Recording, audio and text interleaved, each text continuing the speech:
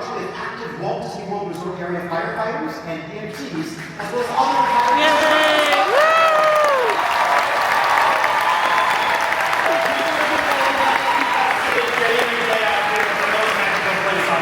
Jose, would you and a few of the band mind joining us up here on stage? And while our pipe meter makes its way to the stage, we can share that the mystical chart that you just heard was the very same as written for the film Bagpipes and Broomsticks by the composer Disney legend Kermit Costner for the 1971 film. Now, our friends at the Disney Music Legacy Library in Burbank were able to dig up the original cue sheets from the band. So what you just heard is truly an authentic cinematic musical experience heard live. And while we have a much more lively crew of performers here today, Jose, thanks to you and the band for being here. Would you mind telling us a little bit about the history of the band? Yes, absolutely. We're the district for Bagpipes and Drums. We've been playing for about 10 years, all throughout Disney property, Florida, all throughout the United States, even Europe. Like you said, we have active members of the fire service, retired, police, civilians, even cast members. And we're always looking forward to piping in magic. Well, thank you very much for being here. And we understand for our Epcot fans, we have a special quick release. Yes, absolutely. So, if you're truly a Disney fan, this person right here has been a mentor, a friend, a leader. He's the tip of the spear in this band to help us where we're at, and his name is Jamie Holton. He was off kilter at Epcot. He played for over 10 years. We understand that you've got one more chart to share with us, the Bagpipe dance from Portobello Road for Bagpipes and Broomsticks. Yeah, right? Absolutely. Yes. All right, and I think, did you bring another special guest? I have another surprise. Okay. Not only are we playing Portobello Road, we're having a Highland dancer. Her name is Brittany Mudgett. Oh my gosh, let's bring her out. Brittany, come on out. All right, let's now take a trip over to Portobello Road. Over the band.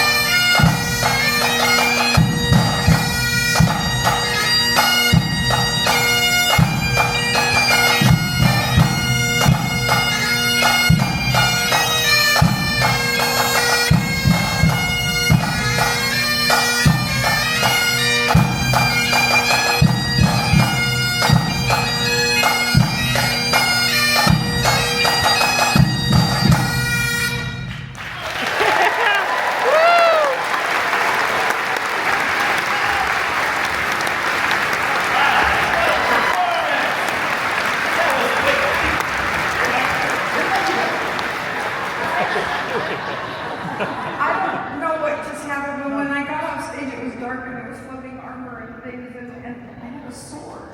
It's a look.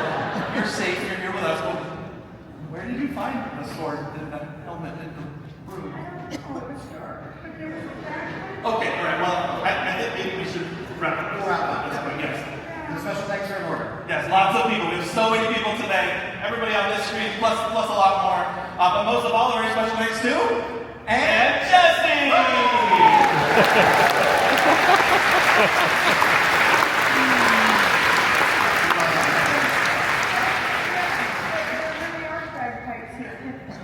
Can I go find it there? Do you maybe want to lead the band out the back of the ballroom? Absolutely! All right.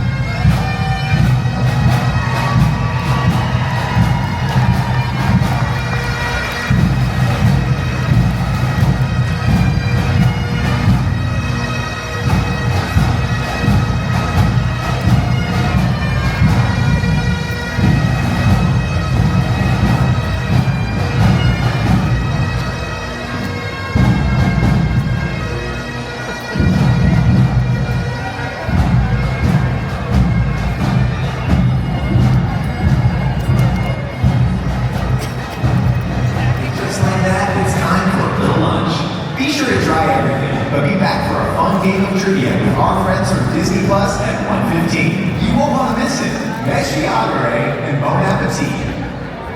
Good afternoon, D23 Gold members. How is day 2 going of Destination D23, huh? Yes. Well, I'm Ashley Eckstein.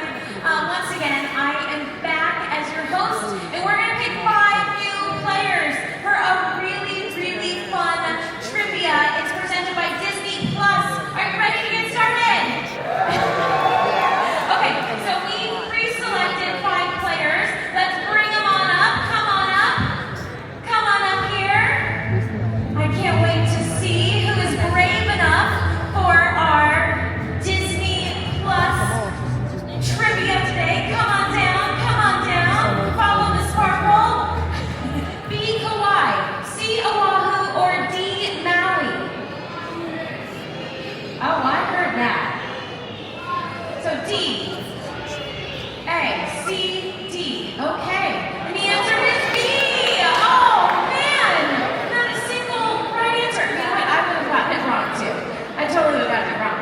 All right. Well, great try. Again, A for effort. Let's go to our next question. We'll be taking home a Disney Plus prize pack. Let's hear it one more time for our amazing contestants and D23 Gold members. If you all exit this stage, you can collect your prize pack at the bottom of the stairs. All right, well, that was great. D23 members, how did you do? Did you get most of them right? No. Oh, I hear no. Well, I think you need to watch more Disney Plus then. I guess so. All right, well, there's a lot more in store for you for Destination D23 coming your way. Stick around because stay tuned. You're watching the Disney Channel is coming up next, and you won't want to miss it. It might be moderated by yours truly. So I'll see you real soon. All right, Welcome back. Did you have a wonderful lunch? Yeah, good. I'm so excited, and I want to say a huge thank you to my boss and my friend Assad. I'm so honored to be part of his team and honored to be your fan ambassador. So thank you so much, Assad, for your lovely message. So everyone, listen, we have a really, really exciting panel that we're going to share with all of you. Now it takes us to the small screen with a very big, big place in our hearts. Back in 1992, while I was doing a Broadway show called Crazy for You, thank you, that's so sweet. During the day, I would be recording our television series, our animated series of The Little Mermaid. We did 3 seasons, 36 episodes, I think about 14 original songs, and I had the absolute time of my life getting to do that series. So of course, I am a huge Disney Channel fan. All right. Well, are you ready for more surprises? Yeah. You know I love surprises. We're going to surprise you with some of your favorite Disney Channel stars from the past and to the present. And it truly is my honor to introduce this next amazing Disney fan. My super, super hype friend who I love and adore so much, the incredible and talented Ashley Eckstein. Hi, friend. Oh my gosh. Have so much fun. Jody is the ultimate hype friend. I love you so much. I love you so much. It's so fun when you get to work with your friends. It's such a gift. Have fun, honey. Have fun. Thank you. Let's hear it for Jody Benson. The most amazing and most deserving fan ambassador. She's incredible. Being up here and having the opportunity to host this panel really is a dream come true. Starting with being introduced by Jody Benson, and I've had the chance to tell her this, but she is the reason I wanted to be a voice actress. I got to be a part of a test audience for The Little Mermaid. My dad was a Disney cast member right here at Walt Disney World, and they asked for families who had young kids who could see this new movie, and they wanted our real reaction. And that's when I first understood that there was an actress behind the voice. And I looked her up, and her name was Jody Benson, and she is the reason that I am truly one of the main reasons I'm standing today, and I'm so proud to call him my hype friend.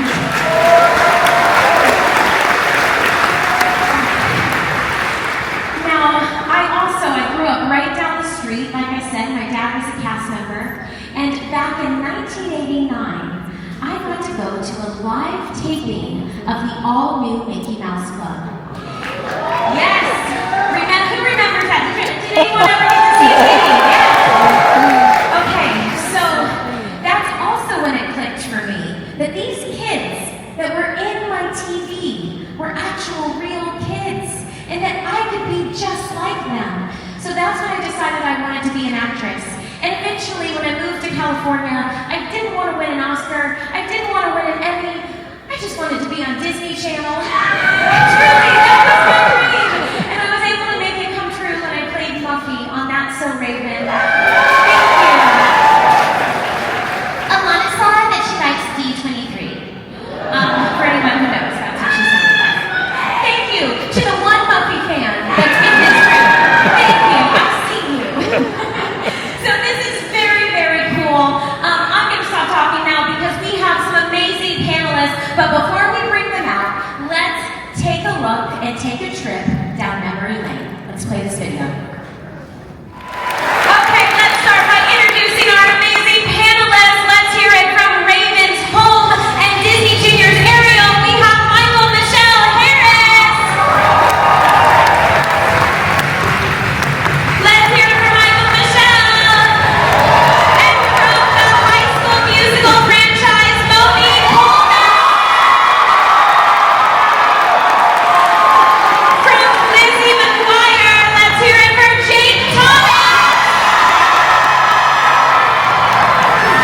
From Zombies 4, Dawn of the Vampires, The Mighty Ducks, Game Changers, and Coven Academy, Sway Matua. From Good Luck Charlie, Mia Tallarico.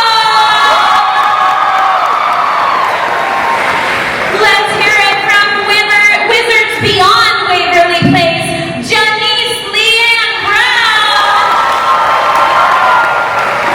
And from Minutemen and Good Luck Charlie, let's give a warm D23 gold member welcome to Jason Raleigh.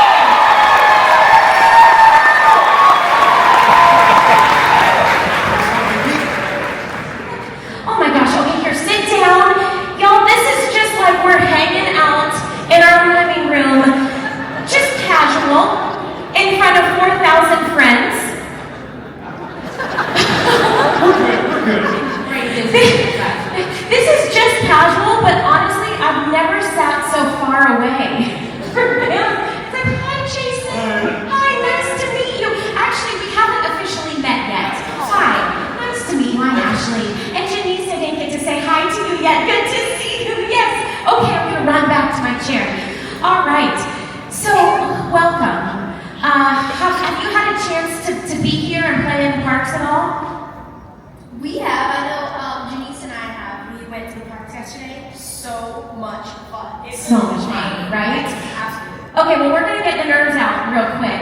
And rapid fire, what's your favorite Disney Parks ride? Okay. Avatar. The Avatar. Yes, yes, yes, yes. The People Mover?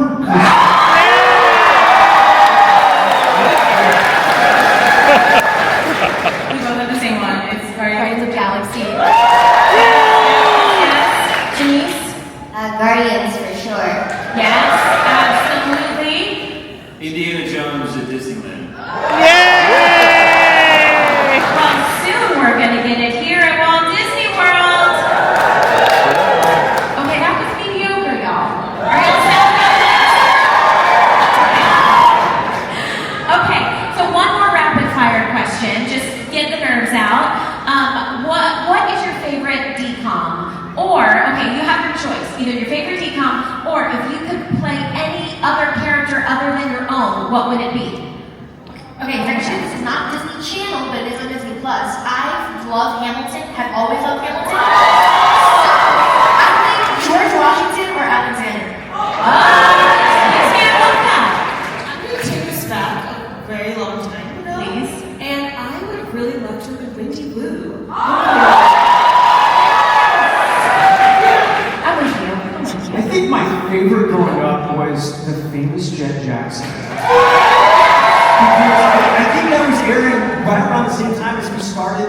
playing Lizzie McGuire. I was like, I'm living Jackson. I'm living. This is the life I'm doing. That's so cool. That's so cool. Sway, what about you? I'm a huge Teen Beach and Austin Alley person, so anything that has Ross Lynch, I'm there for. Yeah, it's always been my dream to be a musician, so I feel like I'm living the dream, and I'm so grateful. Awesome. Mia, what about you? I would definitely want to be Hannah Montana. I mean, the double life flow. And I think like the music and every single song is so iconic from that show. Like the best. You know what? I think we need more sound on Mia's mic. I hear y'all, right? I got you. I got you. Testing. Is that better? No. Okay, we're gonna work on that. I can just talk loud. We're gonna work on that. Because you didn't get to talk much, and good luck, Charlie. So we gotta hear your voice. Stop silencing Mia, Disney. Is this better? Okay, I said Hannah Montana. Hannah Montana. Denise, what about you? Definitely, it would be so much fun to play Lizzie McGuire, and then also Lizzie McGuire the movie. Absolutely. That's what dreams are made of.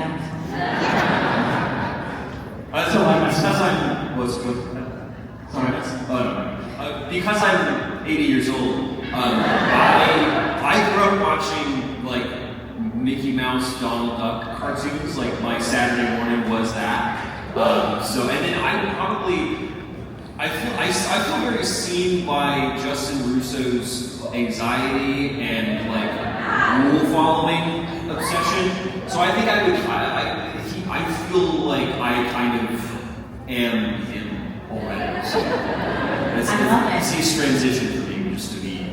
But then I would also have magic, so that'd be cool. I love it. I love it. Well, okay. Y'all feel, it feels good, right? We have a lot to dive into on this panel. So let's see. Okay. Thank you all the fans in this room. Enjoy the rest of D23. I'm out next time. See you real soon.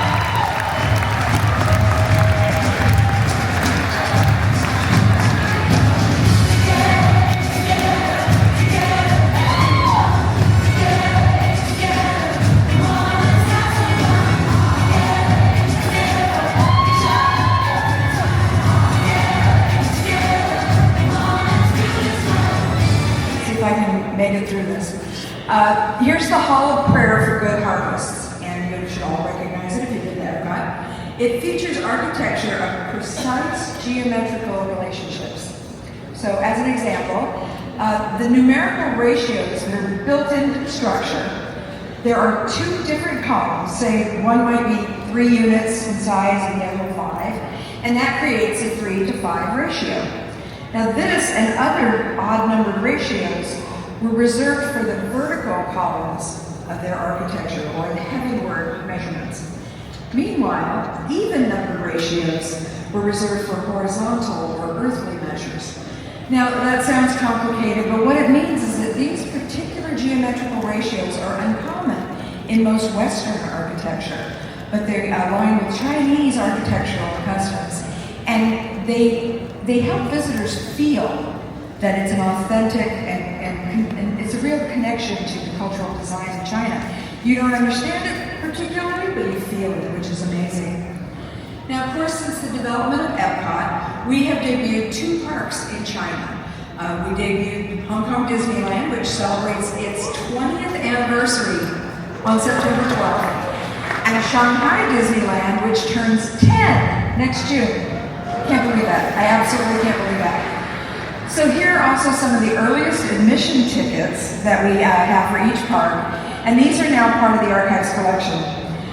One of the ones I want to point out to you, the blue one there with Mickey on it is from Shanghai Disneyland, and this is the very first ticket to Shanghai Disneyland, and Bob Iger collected it on opening day and brought it to the Archives, so we really appreciated that. So I'm going to turn from parks now and go to the world of Disney film. The first Mickey Mouse cartoons were released in China in 1929. That was just months after Mickey debuted here in the US. And in the 1930s, Snow White and the Seven Dwarfs had a major release in Shanghai in that country.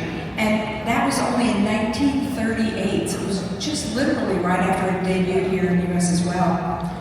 That same year, a young Chinese artist by the name of Tyrus Wong joined the Disney studio to work on animated shorts, but he quickly moved into feature films after presenting stunning landscape concepts for another project that was currently underway called Bambi. As his fellow artists pointed out, Tyrus established the film's color schemes along with the overall look of the forest, and he established a very poetic feeling that had eluded the artists at Disney for a very long time. His work created a standard that would be looked to by the entire production team, and from animators and special effects animators to musicians. And though Tyrus only worked at the Disney studios for 3 years, his impact on Disney animation endures to this day, and he was named a Disney legend in 2001. Yes, clap for that, because it was well deserved. It was a lovely film. It's a wonderful documentary about Tyrus called Tyrus, and if you haven't seen it, please do. Now I want to fast forward to the 1990s, when several years after starring in Hollywood pictures with Joy Luck Club, Disney legend Ming-Na Wen was selected as the speaking voice for Mulan in the 1998 animated film. Mulan was produced primarily right here in what was then called Walt Disney Feature Animation Studios in Florida at Walt Disney's Hollywood Studios. Yeah, great stuff made here. To prepare for the huge assignment of capturing China on film, the artist spent time in that country soaking up and sketching and photographing and learning all they could about the local culture. So to tell us some more, please welcome one of the supervising animators on the film, Aaron Blaze.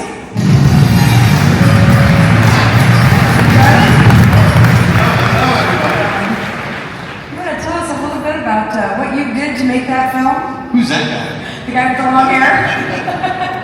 It was amazing to be able to work on Mulan. I mean, I got to do Yao, and I got to do the ancestors, which was great. So I got to talk like this all the time. So it was awesome. But one of the biggest things to give the film authenticity was all the research that we did. I mean, we went to China, we studied the culture, especially with Mulan. It took place at a specific time, in a specific era. And so we wanted to make sure that we got everything right from the costuming and everything else. So it was that authenticity that we really strive for. That's fantastic. So you did a lot of research to get that authentic feel. Yeah, so if we go to the next slide, I wanted to talk a little bit about, I went and I spent a month in China. And one of the things I was talking yesterday, I always, being the artist that I am, I always bring my sketchbook with me, carry it with me everywhere. And one of the wonderful things about sketchbooks is when you sit down and you observe and you start to draw, you become hyper aware and everything goes into your brain. It's not just what you're drawing, it's the sights, the sounds, the smells. These pictures of the dogs, I drew the dogs when I was sitting outside the Great Wall. And I remember I was drinking a cup of coffee. I remember it was a breeze blowing. I remember all these things. And those things you bring back with you when you go back to create your films and your stories. I find it amazing that you had coffee in China. There's coffee everywhere. Okay. That's wonderful. And these are gorgeous sketches. Thank you for sharing. Well, thank you so much. So thank you so much. That was just a quick little trip to China with both of us. And we're so excited to be here and so happy that we can share some cultures from around the world. So next time I see you, we'll be in France. Thank you, everybody.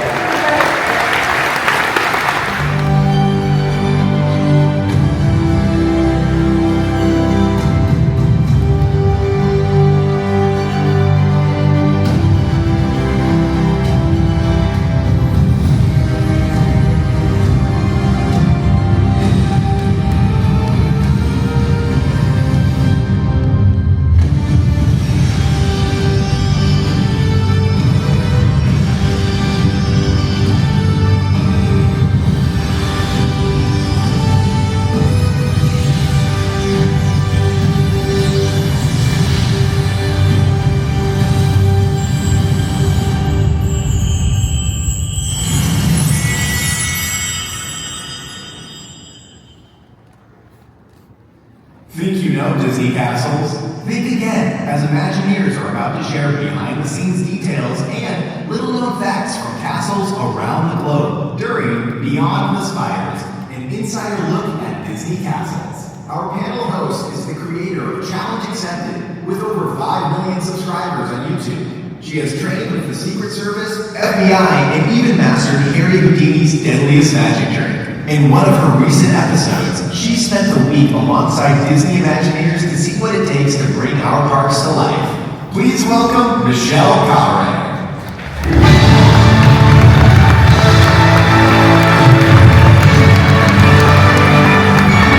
Thank you. I'm back. And like many of you in the audience, I love Disney, obviously, especially the Disney parks. And to me, the most iconic symbol of a Disney park is, of course, the castle. Raise your hand if you've seen a castle in person. I feel like that's every single person here. We're in Bagpipes, which I think is awesome. Well, Imagineers have built 6 castles around the globe, and each castle serves as a backdrop for memories, whether it's a proposal, an anniversary, family vacations, or once-in-a-lifetime trips. Imagineers put years of ideation into designing a castle, and I'm very, very excited about today's panel because we are so excited to take a behind-the-scenes look at what it takes to make a Disney castle come to life.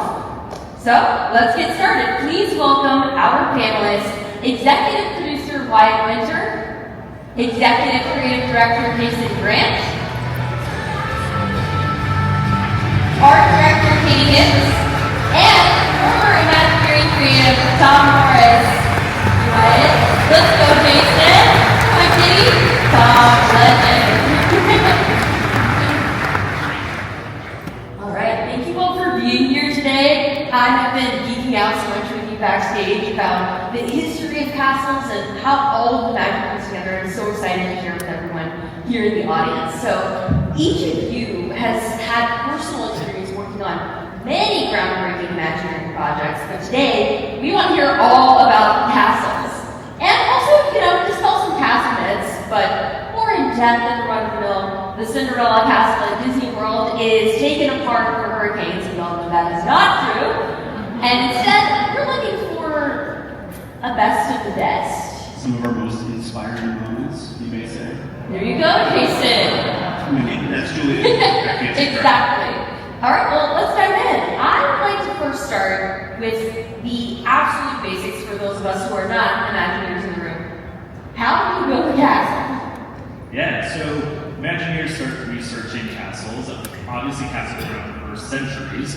Ours are a little different. Got to modernize old castles and a lot of different materials and uses. So instead of bricks and stones like some of those early ones, fiberglass, steel, concrete. And I venture to guess a lot of those early castles didn't have bibbidi bobbidi boutiques or telephone operating rooms inside them either. Yeah. So, in fact, Imagineers were inspired by many different architectural influences in castles, and I want to dispel the whole Neuschwanstein story. Yes, part of Disneyland Castle is inspired by Neuschwanstein. But at some point in time, it was decided that it needed to look a little less like Neuschwanstein because someone rightly predicted that Neuschwanstein Castle would eventually end up on calendars and on jigsaw puzzles, and it would become too familiar. So it was felt that it needed to be Frenchified a little bit, and something very unusual resulted from that, which was the architect who was the actual architect on record at the Disneyland Castle. We just found this out. He was a driver for Walt Disney in World War I, one of the ambulance drivers. And Walt befriended him. Walt noticed that in his spare time he was always drawing old ruins and old Gothic cathedrals and castles.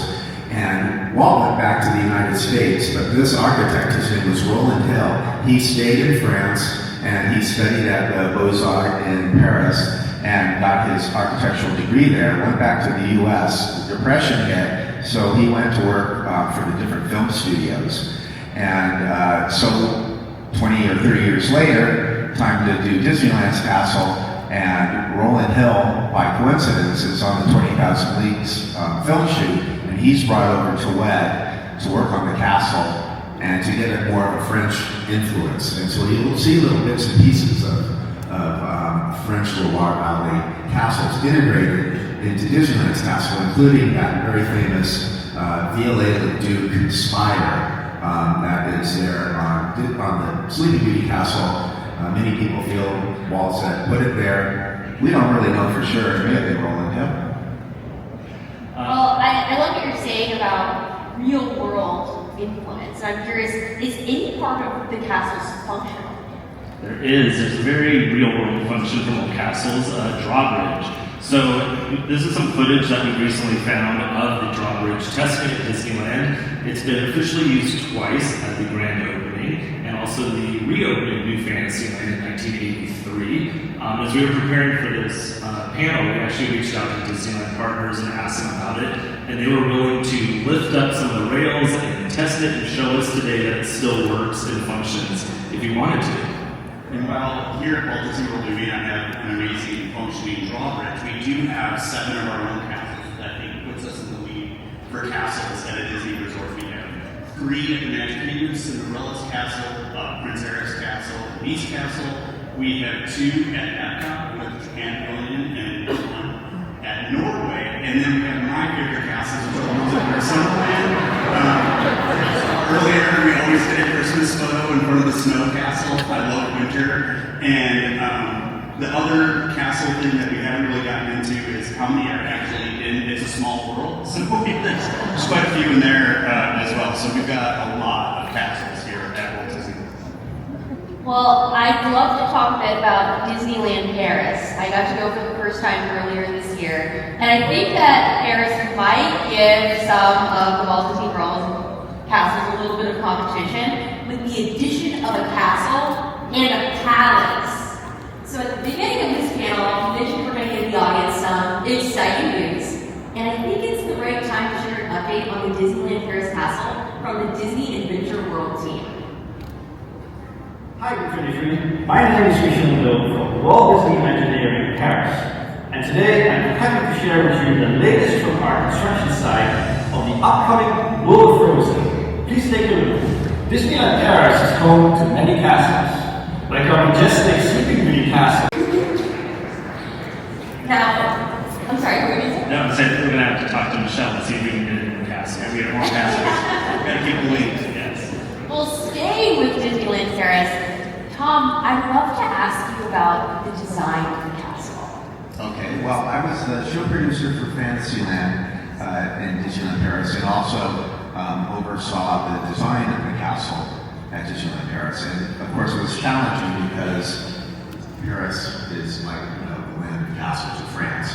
There are over 40,000 castles. I found that out afterwards. That are in France, and so we didn't want ours to look like any one of those. Ours had to really stand out from the rest. So we actually explored a lot of storybooks, a lot of artwork from old books from the 18th century that the wonderful library that Walt Disney Imagineering has. And from that, we put together a style board and created a castle that was unlike any other castle that anyone could find in Europe.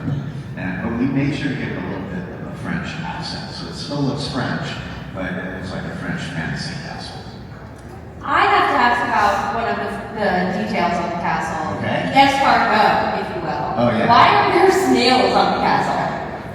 There's a rumor that kind of the urban myth has been created that the snails are escaping the French chefs that are inside. I hadn't heard that one. I was there when the idea was sprung on me, and Walt Disney always believed that if someone has a good idea, take it from anyone, regardless of what their position in the company is.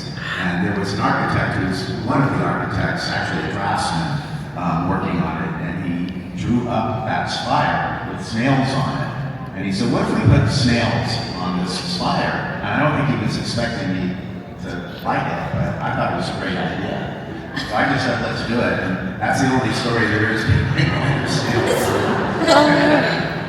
Well, are there any other hidden Easter eggs that you and your team hide in the structures? Yeah, absolutely. Imagineers love Easter eggs. So every castle is very unique and has a ton of detail, but we like to make nods to different cultures and different people. Yeah, the mosaics that are inside of the Cinderella Castle here, I don't know if anyone knows, but when Dorothea Redmond designed this, she included John Hench and Herb Ryman in the mosaic. That was something that we were taught really early on, and I just remembered it recently, and I hope it's a story that doesn't get forgotten, because that is actually a true story.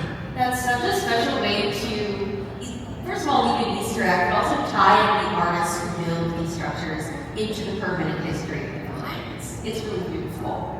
Right, and also the Disney family crest appears on all of the Disneyland castles, or all the Disney Magic Kingdoms, and but it wasn't originally so, because the Disney family didn't have their coat of arms. They didn't know what it was until they went to Lincolnshire, England, for the specific reason of getting more of their family tree history and also acquiring a good model of the coat of arms. So that was shipped back to the United States, and Disneyland made a modified sculpture of that coat of arms, and it ended up on Disneyland and then Walt Disney World.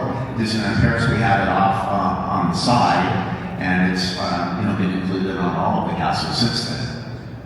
I love the lakes that y'all go to for every detail. Yeah, one of my favorite is at Enchanted Storybook Castle in Shanghai. There's actually a set of swans at the entrance, and they represent the women in Walt Disney's life, which I think is really sweet. So there's one for his mother, Flora, one for his wife, Lillian, and two for his daughters. It's sweet. It's really sweet. And now that we've mentioned the international castles, Jason, I'd love to hear from you. Can we talk about attractions in the castles, specifically in Tokyo? Yeah, absolutely. Wyatt mentioned earlier, we build castles with a lot of things inside of them. And I talked earlier today about my first trip to Tokyo, and the two things I had to do was Mickey Mouse Review, and then the second one was the Castle Mystery Tour, because it was unlike anything. Oh, we have a Castle Mystery Tour fan. It was like anything that we had in any other castle, and I had to go see it, and Wyatt and I had a very similar time there, because it was just so exciting to go into the castle and feel like you're actually in a castle. Yeah, so here's some video for those that didn't get to see it in person, but if you really walk through into all these little rooms, you got to see the story kind of untold. It was creepy, it was dark, totally different vibe. The underrated Horned King villain is in that location. So it was a fun, different one. I had to experience it like right before it closed. And for me, it was like, I remember Black Cauldron came out when I was a kid, and it was so scary. I only watched it once, and then I wasn't sure if I could handle this face-to-face with the Horned King. Obviously, I survived here today. There's other creatures in there too, besides the Horned King. There's dragons and some other things, right? Not the only dragon in the castles. Yeah, and speaking of dragons, nowadays the only castle that we have now with the dragon is the Chateau de la Belle Bois, which is always a mouthful to say, and it means Sleeping Beauty Castle. And it's home to actually two attractions. There's a walk-around gallery where you see the story of Sleeping Beauty told through magnificent illuminated manuscripts, stained glass windows, and tapestries. And then downstairs in the dungeon, we have a dragon. We call that attraction the Tenier. And then I'm cut out because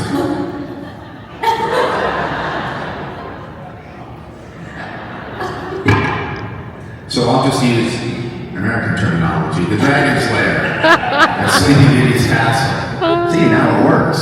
Yeah. That was, it was really a unique thing to work on. And I think it's like 80 feet long and 30 feet high. And it was very much of a challenge to tuck underneath that berm that we built next to the castle. This photo makes me very nervous, by the way. I don't know. Yeah. Don't try this at home. This was one of my favorite parts of visiting the castle in Paris earlier this year when I went to see the media asteroids. I think there's something really special about how it's kind of hidden, but you know it's there, you know, and so you feel like you discovered something special. Right, it's very much intended to be a surprise. And it's kind of in the category of things I guess you could call plussing, which is something that Walt Disney began the day after Disneyland opened, walking around saying, wouldn't it be better if we had something else here? This seems a little weak over here, let's add something. This looks unnecessary, people don't like that, so let's subtract that. But it's all part of this plussing and making better every day. So it's a living project, unlike a film. I think a good example of that for us is a couple of years ago, Katie and I both got to work on Cinderella Castle Suite. It had been open for a while, and we went in there to do some rehab work, and a lot of it was driven by the work that Katie had done. Yeah, it was a really exciting project. You know, we got to pick a new color palette, which, you know, is one of my favorite things to do. And then we got to add a lot of gold elements. We also added Cinderella spice to it for a really great seek and find for our guests. I just love all of these details. And what an amazing and beautiful term that plussing is, that it, you know, distinguishes the live experiences from the permanent source material of the film. And I'll be honest, you know, going back to the drawbridge we were talking about earlier, I only recently learned that this drawbridge was functional. I think that's incredible. I'd also like to talk about one of our favorite castle features, which are the nighttime spectaculars. Alright, we've got some show fans in the audience.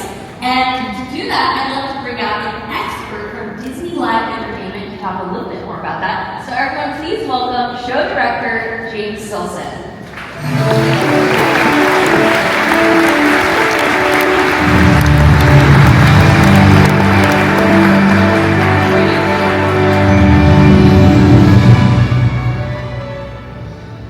Hi. James, welcome. Welcome to our Castles panel. My first question is how? How do you plan anything this big? Tell us everything. Yeah, how much time do you have? I'm very fortunate in this company to get the chance to direct several spectaculars for Disney parks, Illuminate in Shanghai Disneyland, Momentous in Hong Kong Disneyland, and then right here in Walt Disney World, Happily Ever After, which I think it's one of my favorites too, so I appreciate that.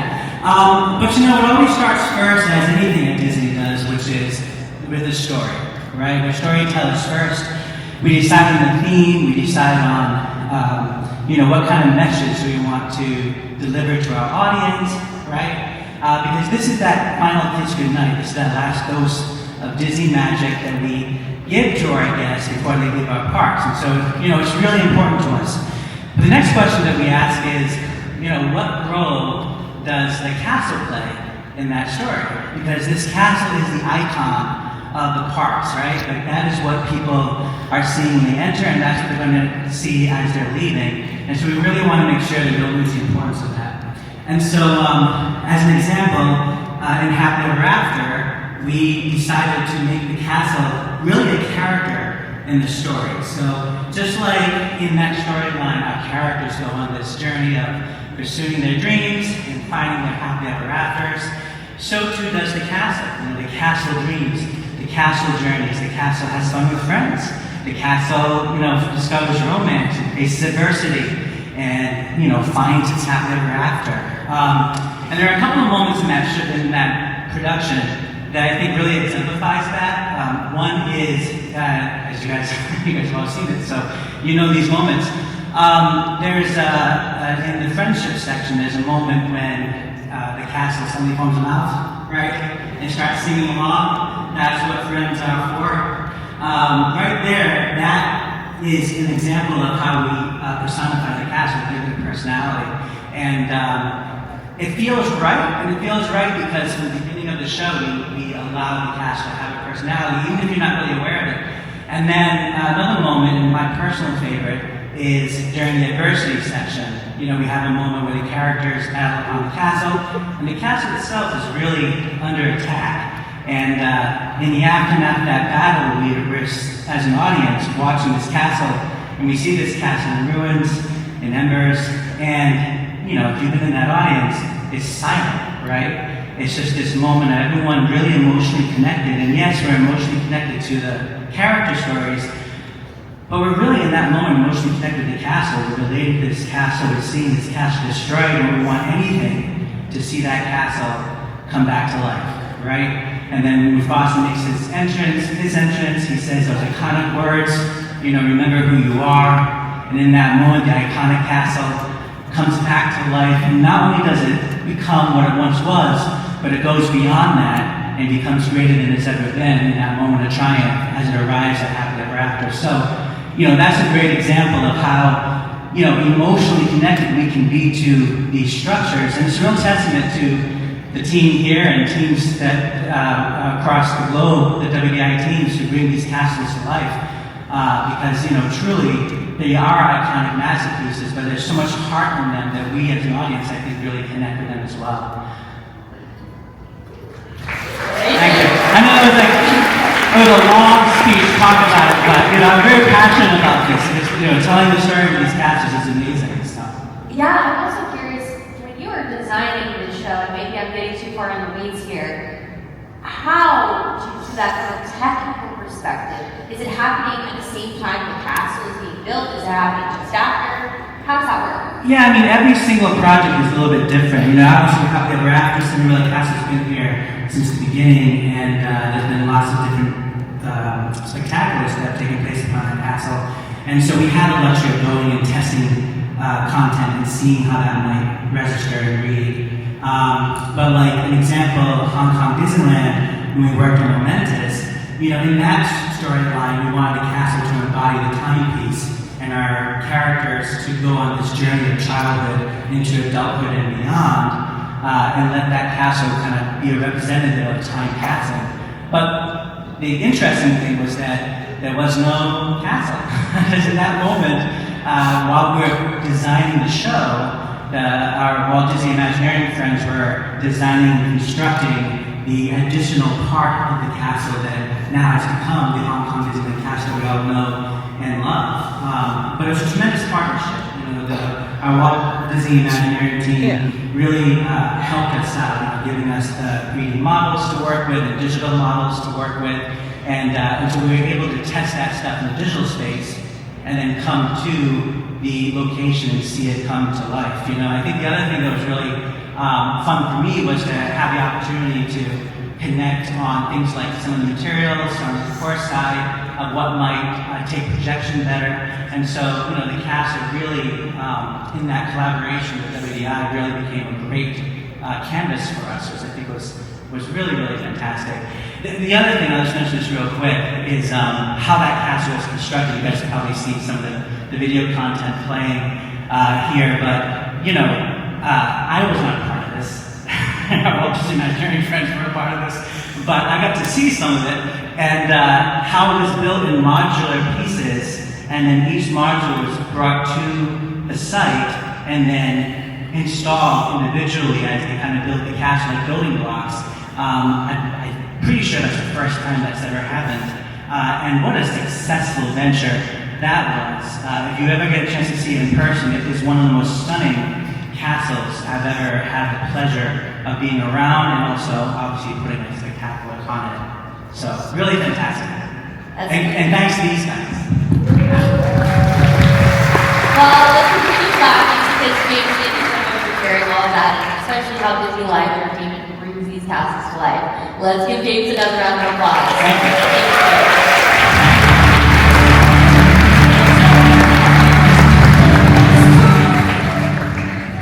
That was amazing. We were talking to James backstage, and I thought, wow, the way you guys do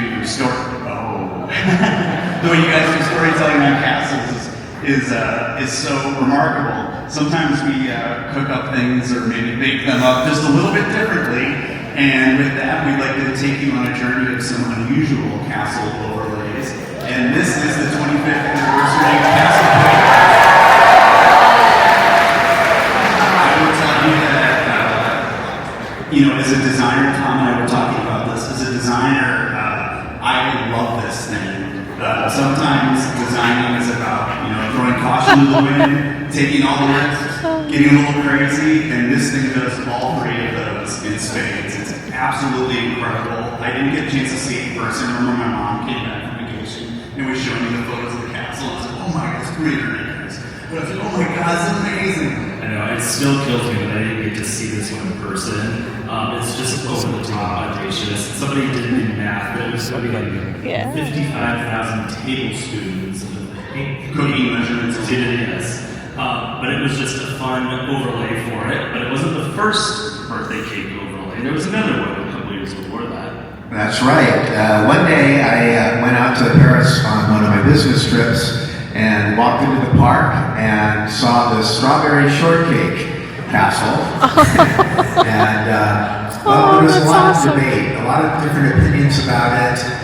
Some people thought it was a delicious idea and other people thought it was distasteful.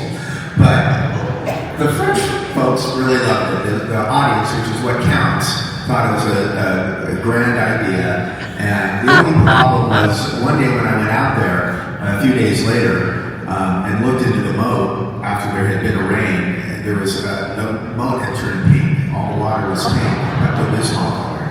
And so I'm sure that informed some of the procedure following that, how they would do the next beautiful cake castle. And there's one cake that didn't get baked. This one's from the Walt Disney Archives. This was to celebrate Mickey's 60th birthday, and they thought, let's put a cake on the Carousel of Progress. So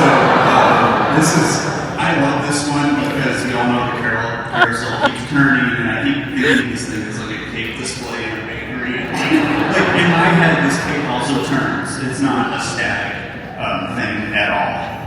That would have been awesome. Well, can I ask what other castle overlays have existed, or maybe ones that didn't make the cut? Well, we did build another one that was based on Festival of Fools, and that did make the cut. And this came out pretty much day and date with the Hunchback of Notre Dame, which was an extremely popular film in France. It did very well. And so, hey, why not? As long as it's just for a few months. Which it was. And people had a lot of fun with it, and I think it was very successful. And this next one is one that didn't make the cut, like Michelle just talked about. This was for Disneyland's 50th. This is where Elliot was going to light some candles. And we think this is a Joe and Sister drawing, which is funny because every time we're talking, I think Joe also did the Winter Castle that I'm so impressed with at Winter Summerland. And then there was one to celebrate Disneyland's 50th here at Walt Disney World. They did this version of the year with old characters, all about it. And one of the fun things that I got to do is some of those characters still live on here in Orlando, but not on property. They are actually at Advent Health for children, Hospital for Children at the Walt Disney Pavilion. And so we're able to reuse them, and they live on over there now. And then there's one castle overlay to end all castle overlays. That's the one that wiped away the competition.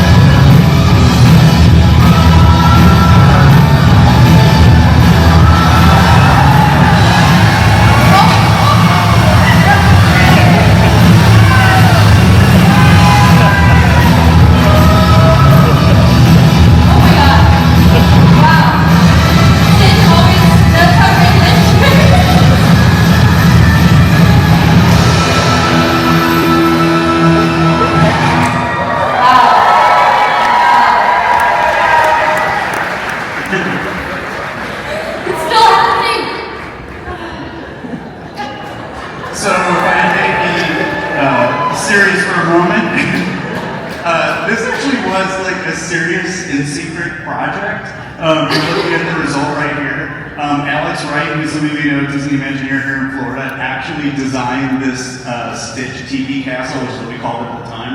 And one morning I came into the office and I walked by his desk and I'm like, what are you doing? He's like, get out of here, you're not supposed to know about this. And I'm like, what is that? So then later on the day I came back and I'm like, so do you have smaller rolls at the top for forced perspective and bigger rolls down at the bottom? And he's like, that's not funny.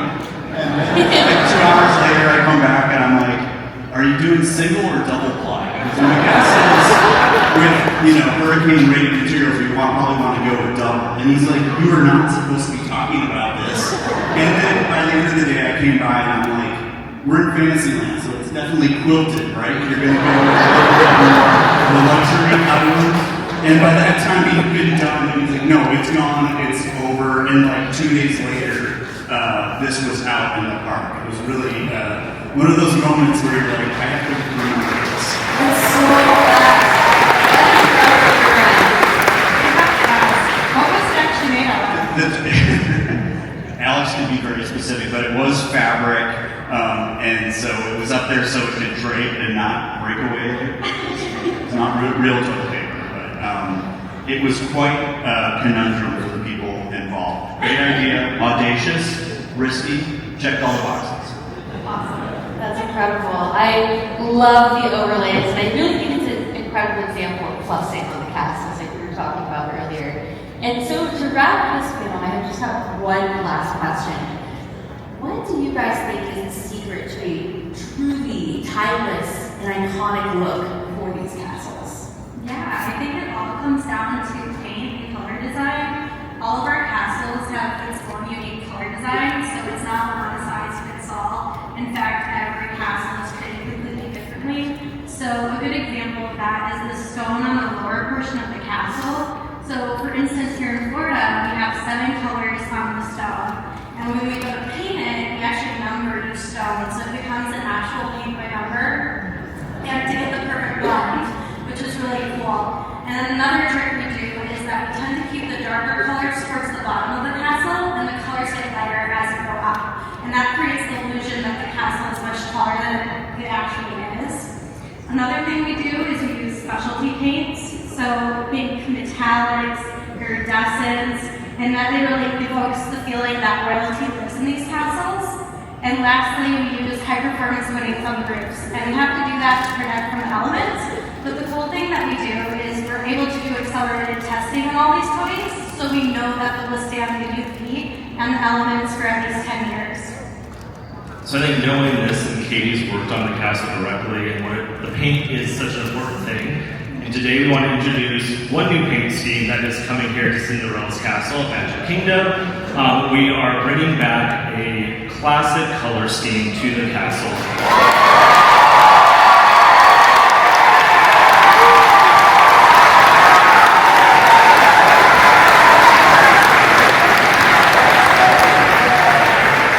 We are just as excited. So the grays, the creams, the rich blues with some touches of gold, that really is the heart of this castle. So that'll be coming in the future.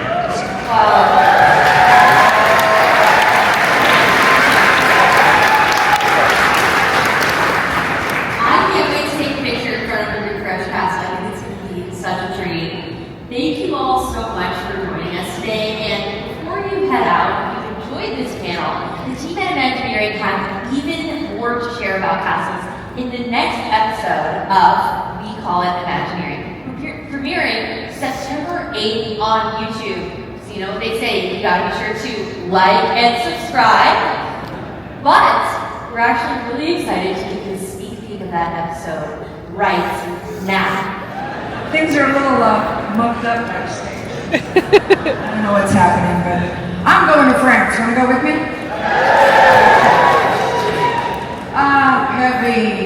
One of the most photographed and painted and written about and dreamed about and adored cities in the world, and one of my favorite places. But there's one Disney and Pixar film that gave us a whole new appreciation of France. And I think you know the one that I'm talking about. No, not Monsters, Inc. Yes. Yay! Woo! Yeah. In the 2007 film, Chef Remy finds himself at Gusteau's, the finest restaurant in Paris, named for the culinary hero of his, Chef Auguste Gusteau. Now, there were many real-world inspirations for Chef Gusteau, and one of them was Chef Paul Bocuse, an internationally acclaimed restaurateur. Now, you might recognize Monsieur Paul from a handful of popular French restaurants in the United States. including Chefs de France, an Epcot staple since opening day. Now there's Chef Bocuse on the right, you see, and then you see the resemblance to Gusteau? He looks just like him. Next to Bocuse are fellow chefs Gaston Lenotre and Roger Verger, who together will introduce authentic French cuisine at Epcot. Now today, Paul Bocuse's son, Chef Jerome Bocuse, continues the family tradition, overseeing the restaurants of the France Pavilion. And that includes a restaurant called Monsieur Paul, which is upstairs above Chefs de France. And it features some gourmet food and some lovely mementos of the Bocuse family owners.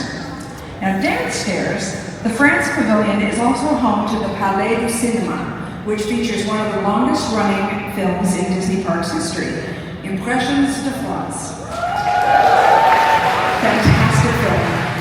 In 2017, the film earned the Guinness record for the longest running daily screening of a film in the same theater. And that was in 2017. That was, quite a while ago.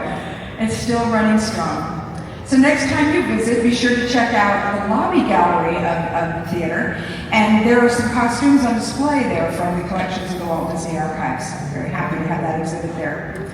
And for the main film presentation, The Impressions de France was the very first motion picture to have its soundtrack recorded digitally. Did you know that? And then it was taken through every step of the digital mixing and editing process.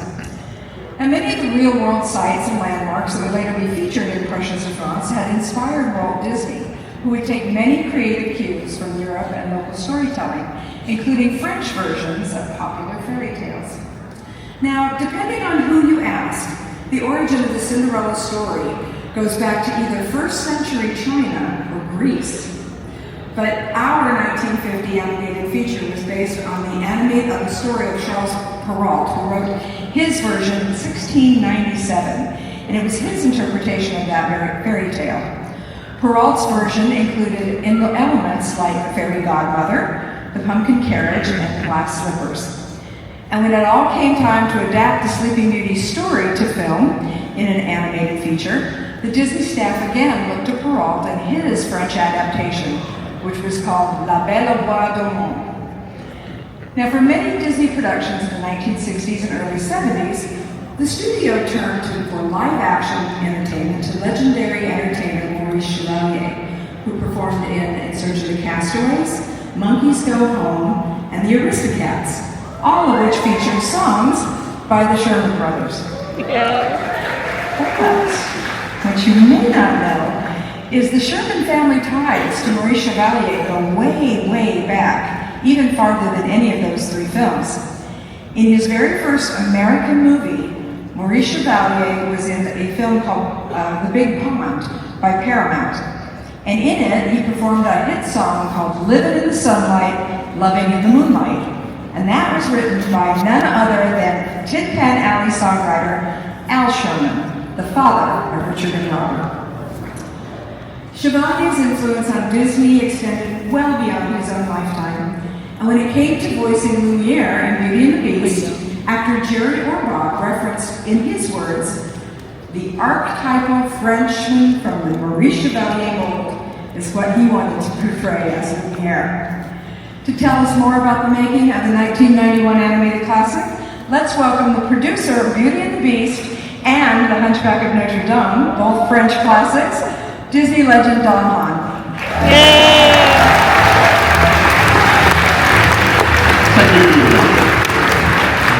They removed all of the papier de toilette. It's beautiful. It's really beautiful. As a little sidebar, backstage there are 100 amazing people in black t-shirts running this show, and they are brilliant. But right before I went, yes, thank you to them. Oh my God. You have no idea what it's like back there. There's people running around. So right before I went on, somebody came running up to Becky and I and said, "Oh, by the way, right before you, a bunch of guys are going to run out with leaf blowers and toilet paper." And all you can say is, "Okay." So anyway, at least it was 2-ply, so it was cleaned up easily. Hey, we went to France for Beauty and the Beast and did what the Imagineers just talked about, immersed ourselves in France. And here you see a picture of us. There's Glenn Keane on the right, Andreas Deja, a young Don Hahn in the background. And we drank coffee, and we went to the Loire Valley. And any of you who have been to the Loire Valley, you know it's just breathtaking. Spectacular. And we visited there to immerse ourselves in everything from the atmosphere to the weather to the multiple chateaus there. And in many ways, the chateaus appear almost literally, like when Gaston and the Beast fight at the end of the movie. That's Chaumont, that giant chateau in the Loire Valley. Here's a little clip of us walking through the Loire Valley from long, long ago on our field trip.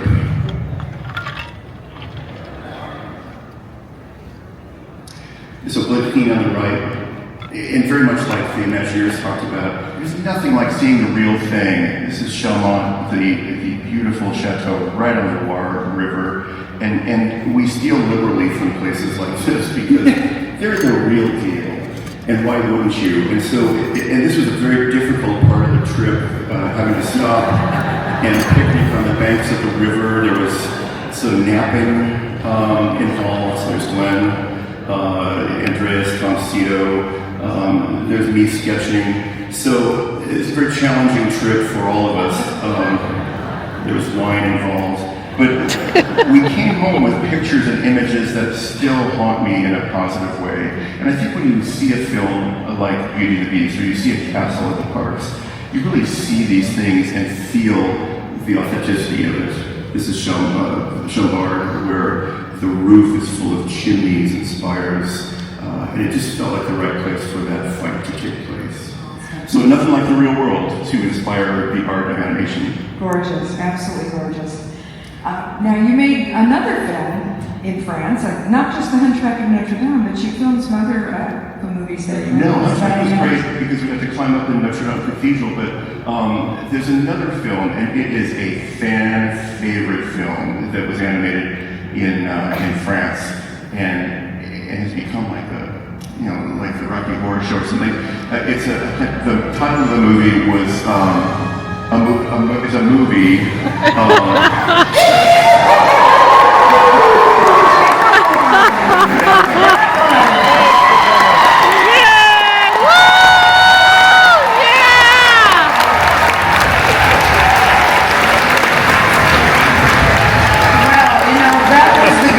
Segue I have ever heard. So I'm out of here.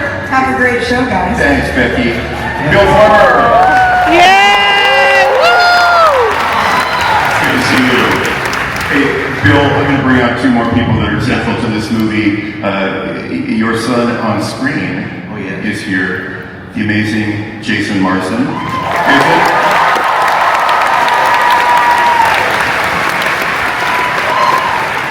And the director of the Goofy movie, Kevin Lima, is here. Kevin, come on out.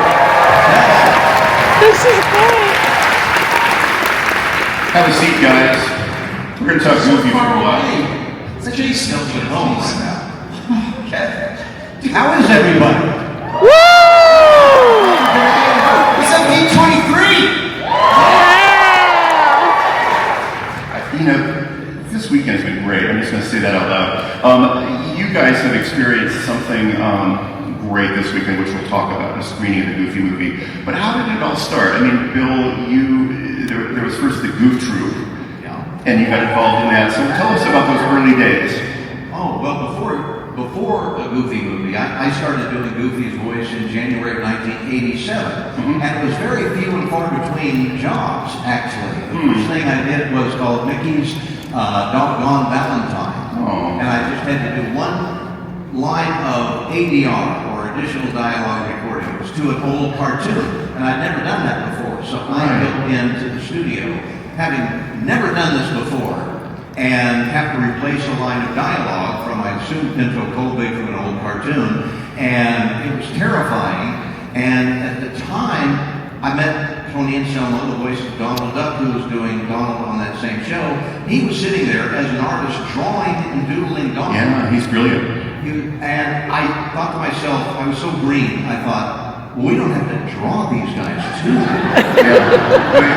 Back then you did, And so it was just kind of like every month or so, and then Goof Troop came along, And after Goof Troop, about 2 or 3 years, they said, we're going to make a movie. And that's how it all started. Wow. Amazing. I'm going to pull in Kevin because you guys, Kevin is a brilliant filmmaker. You know, he's made little films like Enchanted and Tarzan. Yeah. But back then, how did you get involved in this? What were you doing? You know what I did? I asked.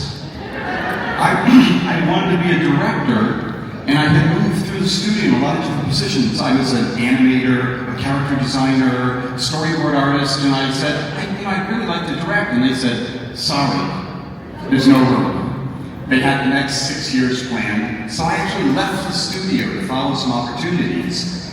And I got a phone call from the television division saying they wanted a director for a Goofy movie. Then called the Goofy movie. But we changed it to 8 for some reason. So yeah, that's how it happened for me, and it all came from just asking. I mean, that's a lesson in persistence and just asking. The whole process was not smooth. And if you want the granular details of this movie, tune into the Disney Channel and watch Not Just a Goof, which is an amazing film about how this movie came together. The big joy is that you can see me with hair. Yes, which is lovely, really. So those early days of this film, Jason, Bill, you guys got involved, and this next slide is the younger, but equally handsome version of you guys. I have changed a bit. We were all thinking that. Yes. Yes. Jason, how did you get into this film? What's your genesis story here? I auditioned. They brought me in. They liked me over there at Disney. I had done some things for them before. Did Disney's Adventures with Gummy Bears, and some television. Yeah, there we go. Gummy Bear bouncing here and there and everywhere. I got to meet Kev, and I was aware of Goof Troop. And in Goof Troop, Max was voiced by the amazing late great Dana Hill.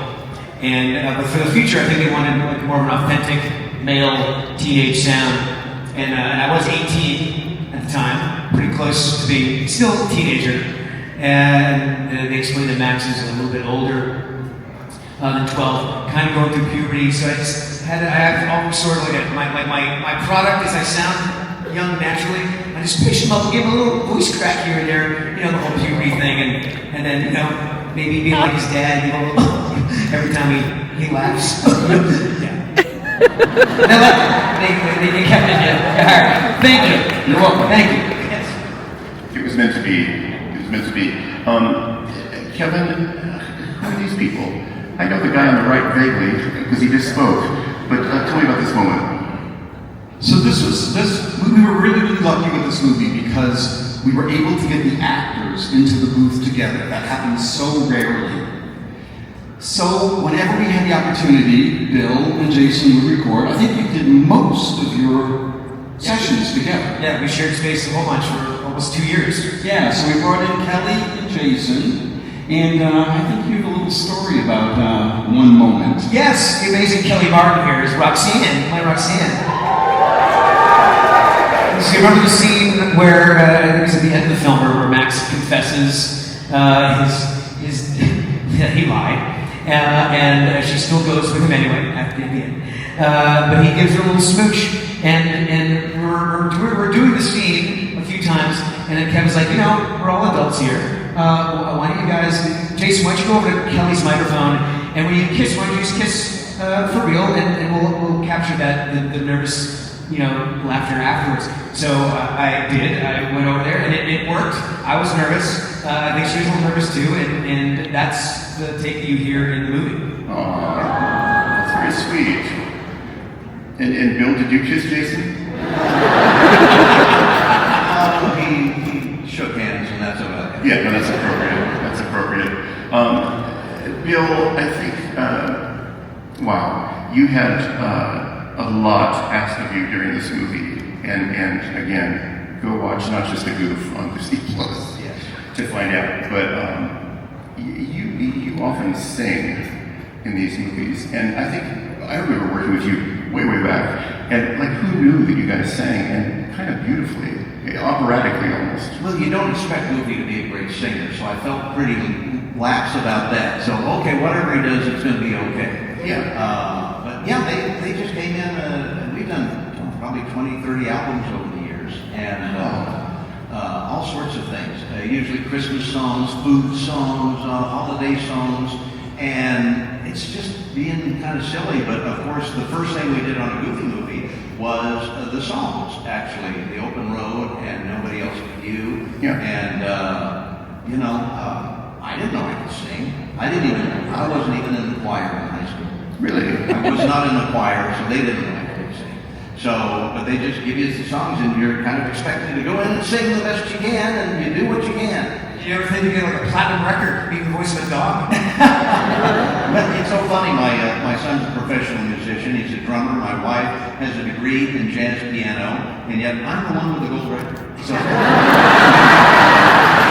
Wow, that is so awkward. That is awkward. What a life we lead. Let's click on here to our next presentation. These are beloved people.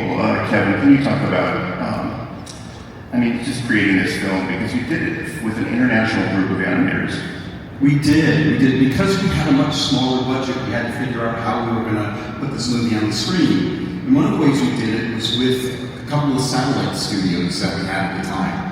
And these are pictures from the Paris studio, actually. We started in LA. The big white room one is the Paris studio.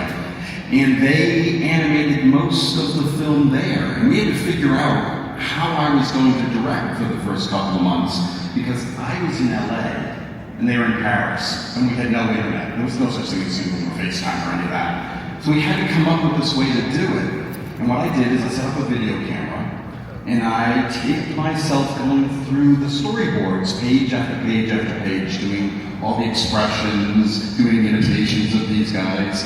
And we would put those tapes in the mail, send them to Paris. They would watch those tapes with an interpreter, and then I would get on the telephone and we'd talk about any questions they might have. And that's how we did it for the first, I'd say probably 6 months before I could get over to Paris, where I worked with them for a year. Wow. On the movie. Great artists over there, because we use them later on pretty much every film, Hunchback, everything, and they're brilliant. Let's go on to the next one and just kind of see our kind of progress in the making of the film. Here's exactly what Kevin described. A clip from him pitching the story on video. Oh, cute. Underneath the can, I know it's an impossible thing to do, making a cartoon. Sort of get away with it. So we thought we'd play out the silence of the moment, the two of them waiting, and they both turn away. Like they catch each other looking at you. So funny. Line dancing. Huh? Don't tell me you don't remember line dancing. And this is a real endearing thing for Goofy. It's a real nice memory. You used to spell things out using letters like line and accent or ambidextrous. Yeah, that's no little words like hasta la vista, like Bible. Or I pledge allegiance. Goofy doesn't catch himself. Or I love you. And he realizes that maybe he's saying the wrong thing at the wrong moment. He and his kid aren't getting along very well right now. At that moment, they're sort of grappling with this whole sort of I love you thing. Is it soup yet? Oh, we should really do that. Your granddad taught me that. We went to Yosemite. You two did a lot together. Yup. So it's something that he and his dad share. Throughout the movie, overall, we're trying to play up all these ideas that Goofy's sharing things that he learned from his dad. Why don't you sit my dad? How's the soup? Not bad. Goofy sort of remembering. What? Nothing. And I think he feels a little bit of the pain of what's going on between he and Maxie right now. I think one of the biggest things in their relationship is communication. That they really don't have the ability to talk that perhaps they both grown a little distant, that they haven't talked a lot recently.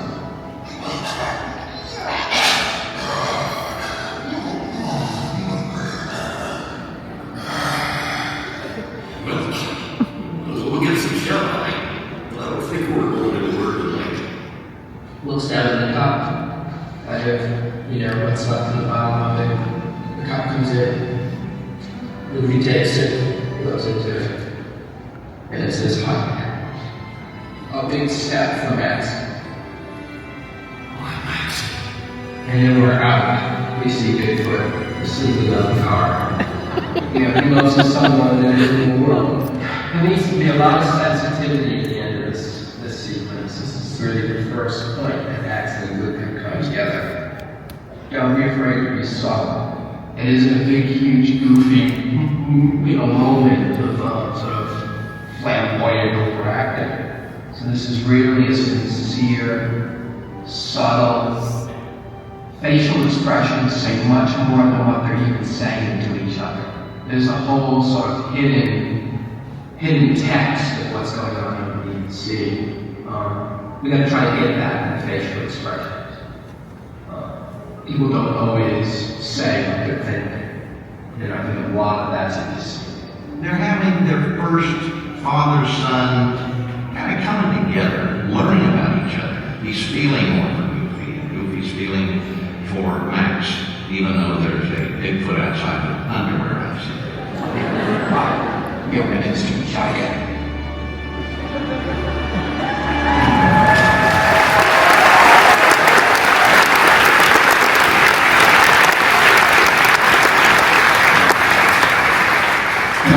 What's really interesting about watching this from this perspective, and I didn't really realize this when I was making the movie, is that when I was actually pitching this scene, I hadn't seen my father in 20 years.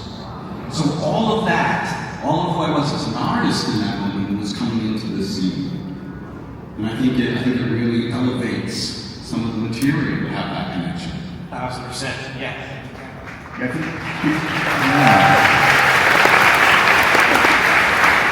I think people are surprised sometimes with how personal these films are.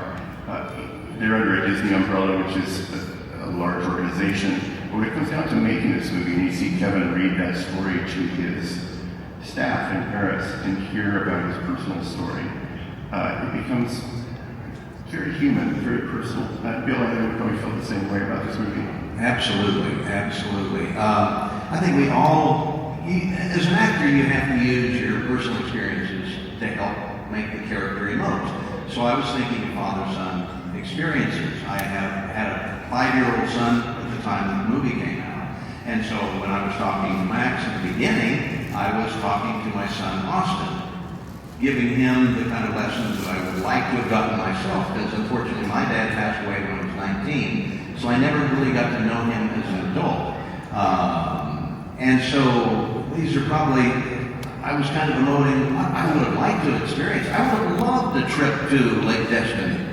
And so I was just kind of putting that in the acting, and then as I got to know Jason much better, he became like a second son, so much so that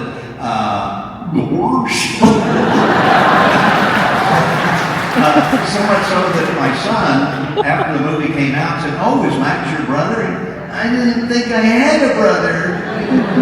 Messed him up for years. Yeah, we're all still in therapy.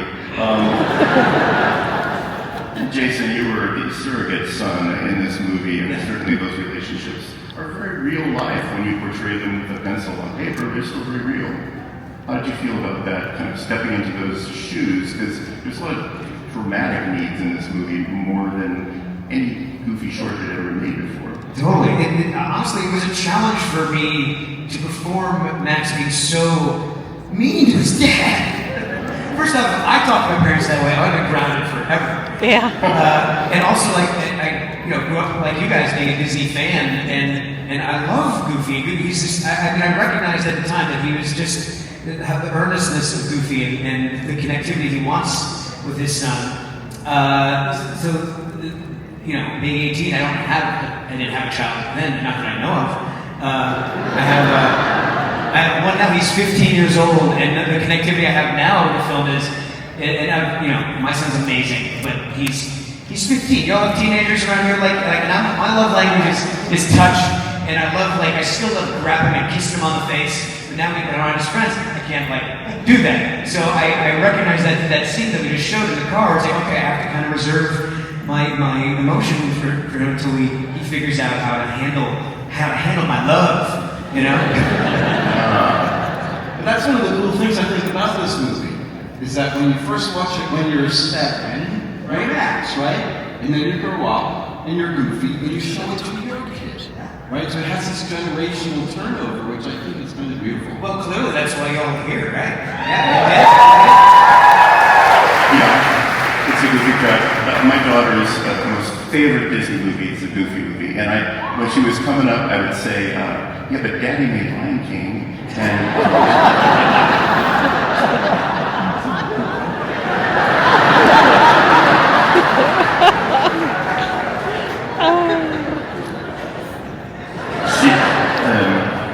Anyway, years of therapy. But I was very proud of it. This Goofy movie is such a beautiful story, well told, and part of that is the music.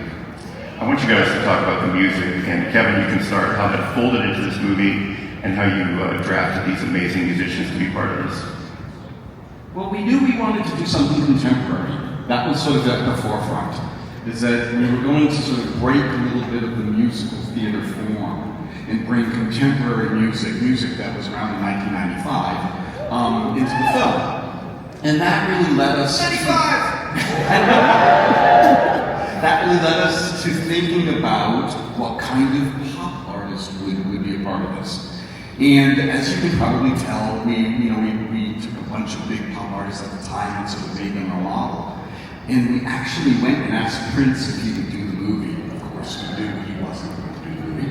But we had a producer who worked with Prince at the time, and he mentioned Tevin Campbell. And I think he was 17 at the time when he recorded this, and it just sort of blew the top off the songs. We were just amazed that these were the types of songs we were going to get to put in a Goofy movie. It really makes the movie in terms of its energy, and you guys, Bill, you stood in front of close to 20,000 people at the Hollywood Bowl. You've all heard our friends from D23 talk about their fandom of this film. And the other night, there was a screening, a couple of them, of the Goofy movie, just here at the AMC, and you guys were there, and it was like the Rocky Horror Show. Oh my God, it was unbelievable. What was that like? Who here was there at that screening? Yeah, man. Wow. It was good. What was that like? It was like they did Rocky Horror Picture Style, but without the fishnets. Yeah, you come out on stage like that, and the response is like the Beatles or something. It's like, wow, it's just amazing. And as we've said in several panels that we've done before, you're the ones that made it what it is today, and should have been in '95. They didn't give it a lot of PR because it was a smaller picture and everything. So the people had to find it, and now they found it. And they weren't old enough to drive themselves to the movie theater. That's right. And I'm so honored that this movie has gained the recognition that it should have had back in '95, because it's a great movie, thanks to our own Kevin. It's just been amazing for me to live this process, because it wasn't the studio that made this movie what it is today. It is all of you. In your ability to go out and show your love. I mean, the internet had it, right? And you could talk about what you wanted to explore and be proud of. And that's why this movie is what it is. And I'll tell you, being a director, I'm sure for you guys too, it just makes me feel so proud of this thing. Thank you guys. Thanks so much.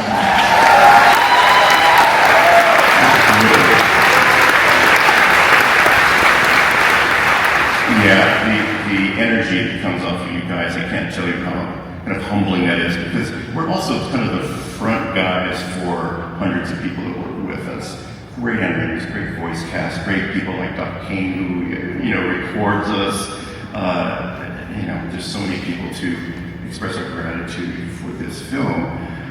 Bill, thinking again about your vocal qualities, I had been told before I came out here that you had studied opera early in your career. And I don't know if that's true or not, but I did bring a clip along of one of your earlier performances. Oh, yeah. And I'm not sure if you've seen this, but it proves your skill set when it comes to classical music. I don't think anybody's seen this, Don. Yeah. So this was in a big tub that I got in my basement on a VHS tape. And I gave it to the guys who were doing Not Just a Goof. They tried to put it in the movie, but it didn't quite fit. So you guys get to see this today. And I'm not listening to a guide track either. What makes that little old bank? Well, he'll move that rubber tree plank.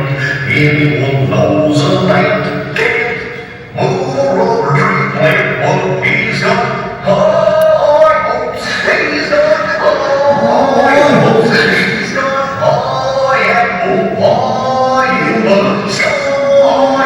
So when they find you're getting low, stand up, let go. Just remember that.